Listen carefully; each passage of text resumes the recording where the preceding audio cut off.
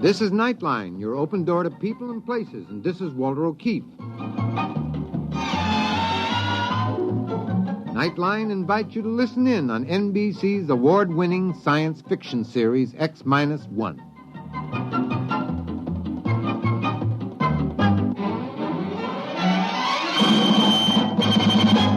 Now escape to a world of the future. Countdown for blast-off. X-5, 4, 3, 2, X-1, fire.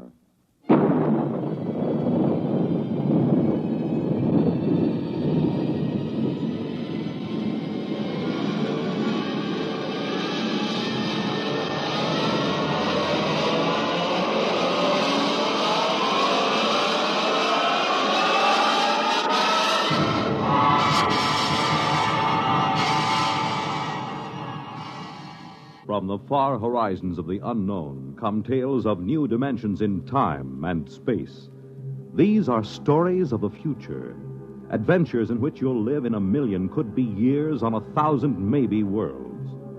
The National Broadcasting Company, in cooperation with Galaxy Science Fiction Magazine, presents X minus 1.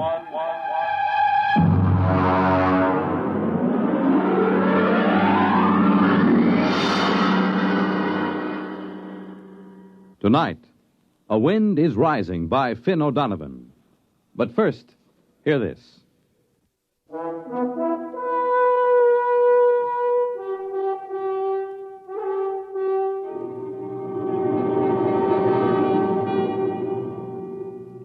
Now, X-1. And tonight's story, A Wind is Rising.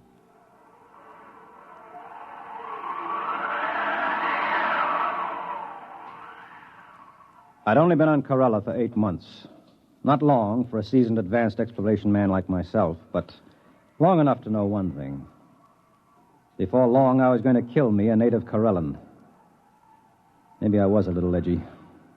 When you have to live inside a steel and concrete capsule just listening to that fantastic wind howl 24 hours a day, it begins to get you. Anyway, it started when Smanik, he was our Corellan radio man, came up to my quarters to get me. Corellans are a dirty brown and look something like big spiders with 5 hairy tentacles. Yeah? Smanik, Earthman. Well?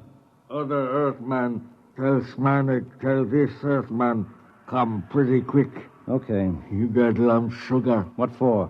Smanik, do something favor, get lump sugar. No, I don't have sugar. Now beat it. Maybe you got dead meat? Smanik like dead meat? No meat. Now get your slimy shape out of here. Yeah, what's wrong? Come on down with me. Clayton, I don't think it's good to insult these Corellans. They have no feelings, you know that. They have no emotional nervous setup. Just the same, I don't think it's good. For who? For you.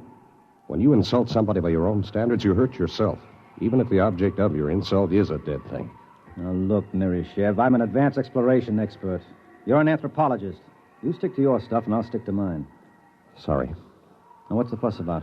The water faucet. What about it? It isn't running. What? I pounded it and put a probe in. It must be blocked out at the storage tank. How could it be blocked out there? I don't know. Maybe the wind rolled a boulder at it. Yeah. More likely one of those spiders like Smanik was fiddling with it. The natives have been told not to tamper with the water line. They don't like us. They might. I thought you said they were incapable of feeling like or dislike or any emotion. I did. I know they can't feel, but still somehow I get the sensation that they resent us. I'm glad we've only got one of them inside the station. Regardless of that, we can't live with our water supply cut off. Oh, listen to that wind. It'll be murder out there. I'll go. It's my turn. You wouldn't know what to do if you got there. It seems quite simple. Well, come to think of it, it could be a two-man job if there's a boulder. The wind gauge reads 82 miles an hour. Just a light breeze on Corella. Maybe we ought to wait till it drops a little. Let's ask the gink. Why do we take him along? The gink? He knows the terrain, and like all his kind, he's a fantastic sailor. But they take those woven land boats out in 100-mile winds with no qualms at all. The Brute, 14 tons, and it has a diesel engine. We don't need any sailors. If we have to use a steadying sail, I can handle it as well as any Spider-Man. Just a suggestion. Well, you stick to anthropology. Open the locks, and we'll get the Brute out. I'll need Smonik to close the locks after us. Smonik? X-Man call. Clayton and I are going out in the heavy land car. What's the weather going to be like? Wind come up along little more. Not anything to be afraid. He got sugar. Oh, here you are, Smonik. Very good sailing today. You got sail on truck. We have a steadying sail made of steel. Woven reeds. More better. A more easy time. We know all about that. Open the lock, Nereshev.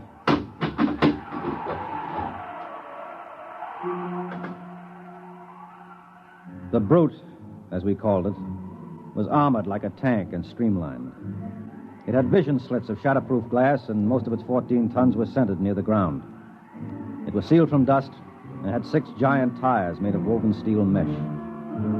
It was built to take the rocky terrain of the planet Corella and to navigate in the gale-force winds that battered the planet.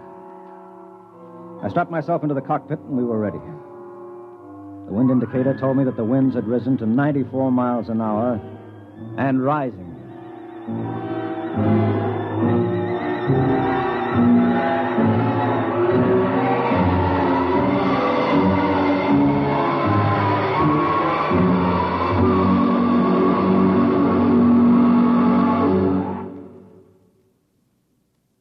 You're listening to A Wind is Rising, tonight's attraction on X-1.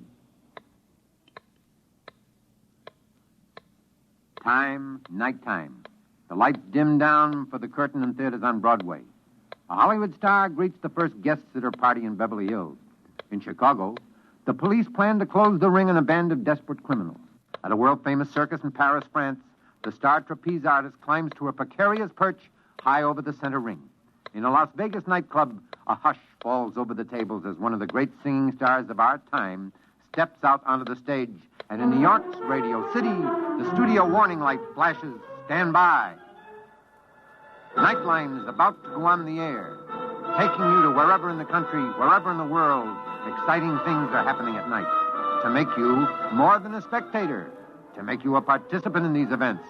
This is Walter O'Keefe, inviting you to join us on Nightline, your line to exciting entertainment at night, every Monday through Thursday night over most of these NBC stations.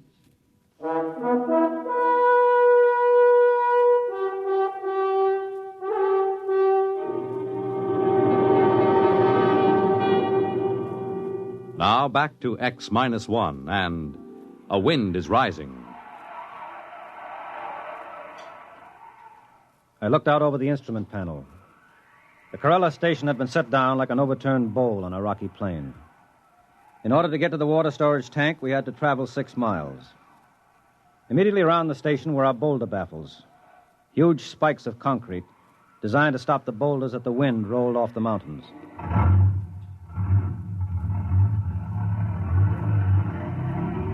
I shoved the Brute into gear, and we were on our way.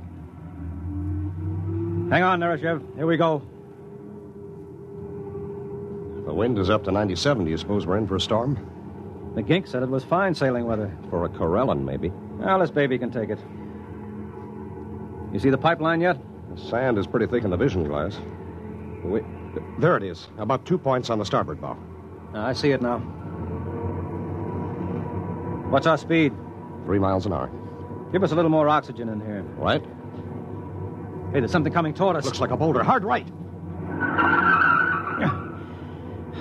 That was no boulder. That was one of those ginks out for a sail in his land ship. Playful, aren't they? Next one scares us like that, I'll shoot him, so help me. I don't understand how they can sail those flimsy ships on those wooden rollers. What's our wind speed now? 102 miles an hour.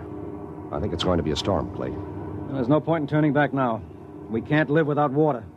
I'm game if you are. What's the strongest storm we've ever recorded? Well, let's see. In the 8 months we've been here, about 168 miles an hour. Well, this baby was built to navigate up to 200. We'll be all right.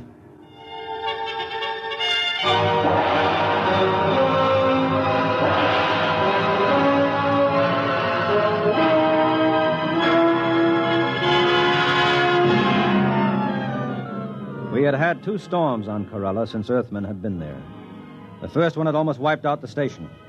That's why the boulder traps were built. The second one had leveled an entire mountain range on the other end of the plain. By the time we reached the water storage tanks, the wind was up to 113 miles an hour.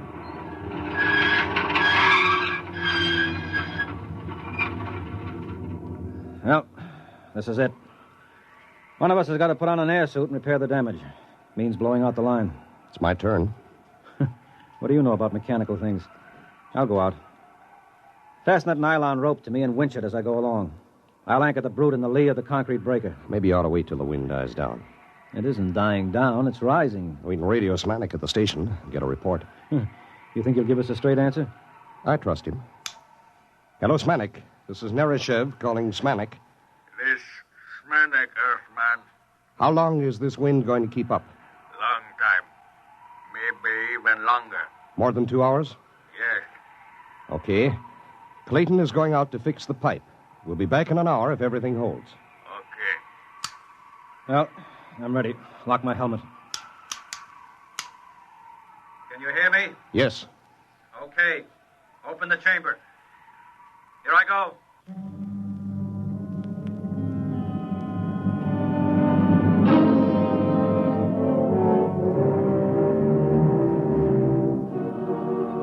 Outside, the wind thundered and roared like breaking surf. Once I was almost blown free, but the line held. By the time I crawled back into the ship, I'd cleared the water lines, but my suit was shredded and my air extractor was clogged with dust. The wind was up to 145 miles an hour and still rising. You all right? Yeah. All right, let's get this thing going. It's starting to shiver in the wind. Right.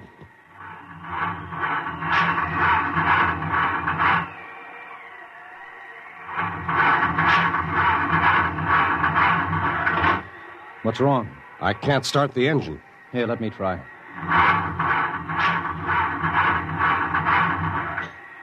Sand. Sand in the bearings, in the injectors, every place. She'll never start. Good grief. Well, we'll have to sail her back. What? I said we'll have to sail her back. At wind speeds like this? It'd be like sailing a little dinghy across the Atlantic in a gale. Well, what else can we do? Well, put out the auxiliary anchor and ride it out. No. One good boulder and we'd be goners. Come on, raise the sail. Okay.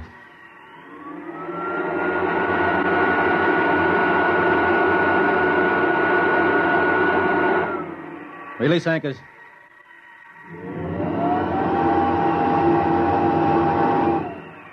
Hang on. Here we go.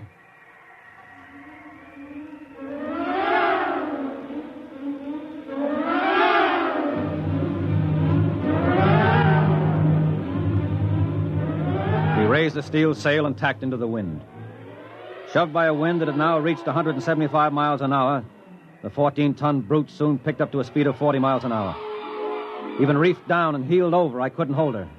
And I had to winch out the steel main sheet to straighten her up.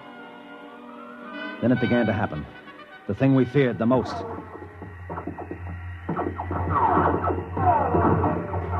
What's that? The wind is tossing rocks at us. Oh. Well, as long as we're not capsized, we'll be okay. She's heeling at 45 now. It's no problem. So, rock smashed the visor. Put on your oxygen mask. Wait.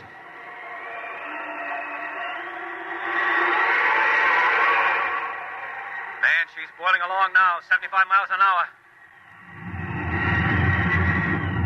Clay, there's a boulder coming. Down the mountain. I can't head her up. Head off. No use, I'll have to drive. You can't. Hang on! Wait, missed us. That boulder's as big as a city block. You're headed for the cliffs. Winch in the sheet again. We'll head up toward the station. No, it's no use. I can't head her up. We'll have to run with the wind. You can't run far. The cliffs are dead ahead. Let's drag the emergency anchor. Maybe it'll slow us down. Suppose it fouls. Worry about that later. Drag it.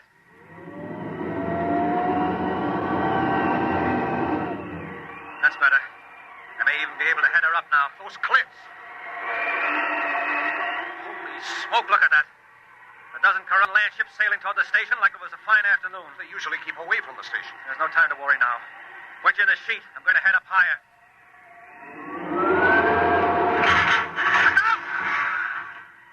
What was that? Boulder. Snap the mast off. Holy mother. We're being blown toward the cliffs. Is that land anchor out? Yes. Oh, pray it'll foul and hold us. Pray. Our Father who art... We're fouled. Yeah. And it's holding. Now if it'll just bite in. I think we're anchored. But listen to those boulders. We won't last 10 minutes anchored here. Move over. Why? I'm going to try the diesel again. I don't know, maybe it's a long shot, but maybe.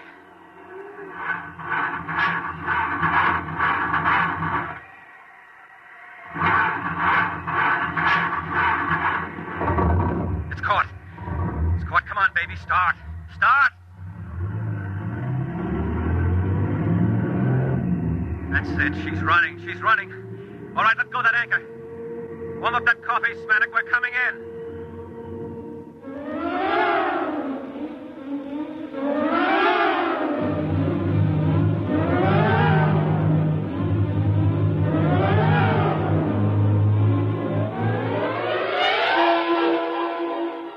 Somehow the engine coughed and spit us back to the station. The boulder defense was completely flattened, and one side of the capsule was dented by a huge rock. But otherwise it was still holding. The winds were up to 212 miles an hour at the time. A dozen Corellan land ships were moored by their long vines on the lee side of the station, and more ships were coming in every minute. We slid into the tube and entered the capsule. Welcome, Earthmen. You have nice sail. Shut up, you crummy gink. Earthmen not pleased. You told us the weather would hold. Old Corellan saying, one can predict weather, but not do something about it. Very true. Yeah. We almost died out there. You wouldn't have been planning anything like that, would you? Smanik no understand. No? Well, do you understand this? Now get out of here. Get out before I blow your ugly head off with this gun. Very difficult for Smanik to be without head. Impossible to eat sugar or dead meat for almost 3 weeks before new head grow. Smanik join his people now for summer festival. Now, you do that. Pronto. Wait a minute, Smanik. Did you say summer festival? Oh, yes. Ancient Corellan festival. When summer ends, we go sail away to caverns in far west. Caverns? Yes. We live in caverns for 3 months. In that way, we have safety. Safety? From what? From winds. After summer is over, come winter storms. First storm of year about to start any moment now. About to start? What do you call what we've been having? The wind is 238 miles an hour right now. The brute's ruined, the boulder defense is leveled, the foundations are cracked. Very regrettable. Perhaps you like to come stay with us in caverns. Bring sugar. Impossible. We need oxygen, food, our own water. Very regrettable indeed. Well, maybe you don't stay and colonize our planet after all. Ah, yes. Really big wind starting to rise now. Smanik go. Goodbye, Smanik. Thanks for your help. Smanik do favor. Glad to help. You got sugar?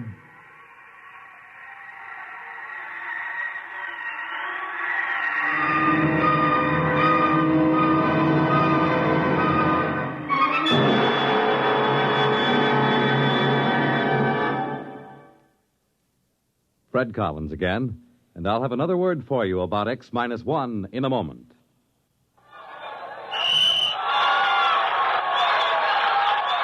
If that's the game you're missing because of a mean cold, here's something you should know.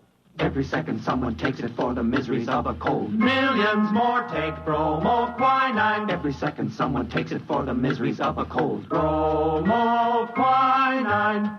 More people have taken more bromoquinine cold tablets for more complete relief than any other cold tablet ever sold. You could take aspirin or other single-action cold remedies all day and not get bromoquinine's more complete relief, even for virus colds. Bromoquinine works to relieve stuffy nose, body aches, fever, irregularity, the blues, and headache. More complete relief, because bromoquinine is the only cold tablet sold with wonder-working quinine and 5 other medicines, health-fortified with vitamin C. Remember... Every second someone takes it for the miseries of a cold. Millions more take bromoquinine. Get bromoquinine brand cold tablets. You have just heard X-1, presented by the National Broadcasting Company in cooperation with Galaxy Science Fiction Magazine, which this month features Finn O'Donovan's story, Gray Flannel Armor, which makes you wonder if knights would have been still more bold in days of old if they'd had transistor amulets. Galaxy Magazine, on your newsstand today. X-1 has brought you A Wind is Rising, a story from the pages of Galaxy, written by Finn O'Donovan and adapted for radio by George Lefferts. Featured in our cast were Les Damon as Clayton, Bert Cowlin as Nerishev, and William Griffiths as Smanik. This is Fred Collins. X-1 was directed by George Voutsas and is an NBC Radio Network production.